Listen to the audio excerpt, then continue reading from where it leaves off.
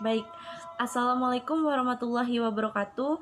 Kami dari kelompok 4 ingin mempresentasikan hasil diskusi kami yang berjudul Metode Pemberitahuan Informasi Pekerjaan.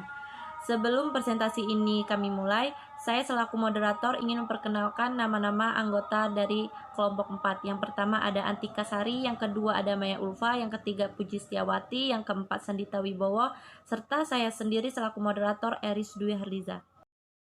Baik, di sini saya akan menjelaskan sedikit tentang metode pemberitahuan informasi pekerjaan. Jadi caranya ada beberapa macam. Yang pertama adalah menganalisa kebutuhan dan merencanakan perekrutan.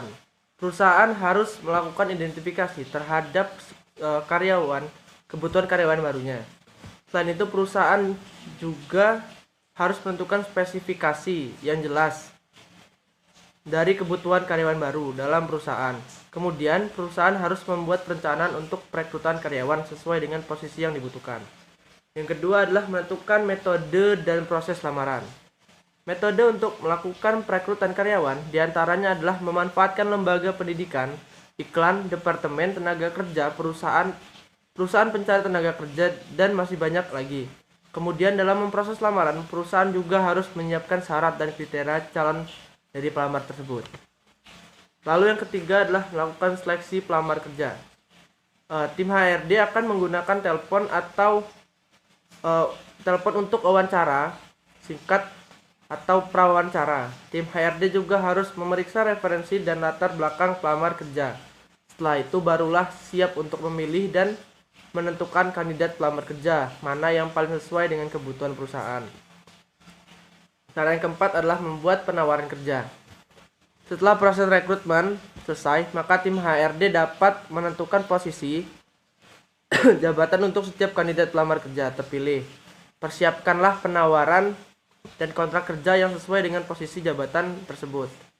Dan cara yang kelima adalah menerima karyawan baru yang menentukan masa orientasi perusahaan sebaiknya menyambut karyawan baru dengan ramah. Impresi pertama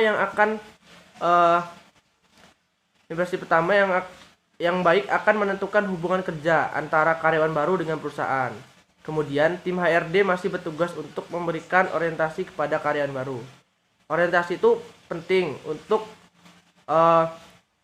dilakukan dengan tujuan dapat memperkenalkan lingkungan kerja perusahaan, memberikan pelatihan atau training, dan memantau kinerja karyawan baru tersebut. 6. Tahap-tahap training karyawan baru perusahaan.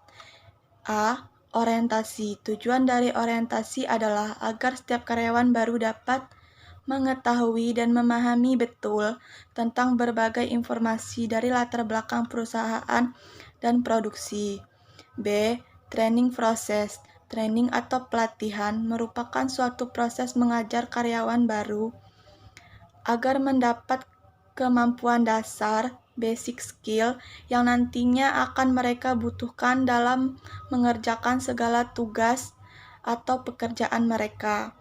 Yang C, on the job training merupakan salah satu metode training dengan langsung mengajarkan terhadap para karyawan baru tersebut pada pekerjaan yang sebenarnya. Yang D, melakukan follow up yang dibagi menjadi A. Mengidentifikasi karyawan mana saja yang seharusnya membutuhkan bantuan. B. Memperbaiki kesalahan-kesalahan mereka sebelum menjadi sebuah kebiasaan. Yang C. Mengurangi pengawasan secara bertahap, kemudian memeriksa hasil atau kualitas dan kuantitasnya dari waktu ke waktu. Yang D. Pujilah mereka bagi yang sudah melakukan pekerjaannya dengan baik.